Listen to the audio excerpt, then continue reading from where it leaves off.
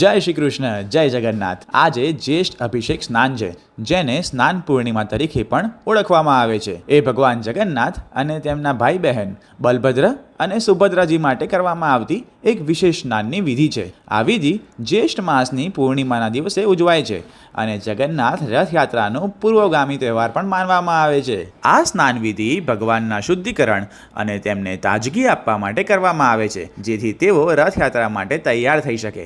ભગવાનને વિશેષ પવિત્ર જળથી સ્નાન કરાવવામાં આવે છે, નવીન વસ્ત્રો અને આભૂષણોથી શણગારવામાં આવે છે અને વિશેષ ભોગ ધરાવવામાં આવે છે। તમને ખબર છે, સ્નાન પછી ભગવાન અરસા અવસ્થામાં પ્રવેશ કરે છે। આ સમયગાળામાં તેઓ બીમાર હોય એવું માનવામાં આવે છે। દર્શન માટે તેમની ઉપલબ્ધિ રહેતી નથી। આ દરમિયાન તેમની વિશેષ સેવા અને ઉપચાર કરવામાં આવે છે। આ વિધિ દરમિયાન ભગવાનને વિવિધ કવચ પહેરાવવામાં આવે છે, જેમ કે પહેલા દિવસે હીરાના કવચ, પછી મોતીના કવચ, પછી સોનાના કવચ। આ સમગ્ર વિધિ હિન્દુ પંચાંગમાં અત્યંત મહત્વપૂર્ણ છે, રથયાત્રાની શરૂઆતનું પાવન સૂચક પણ છે। આ સાથે જ બોલો જય જગન્નાથ અને યમુનાજીના સાનિધ્યમાં હસ્તરેખા, જન્માક્ષર અને ફોટો દ્વારા જીવનની કોઈ પણ સમસ્યાના કાયમી સમાધાન માટે આજે જ વ્યાસજી મહારાજનો સંપર્ક કરો।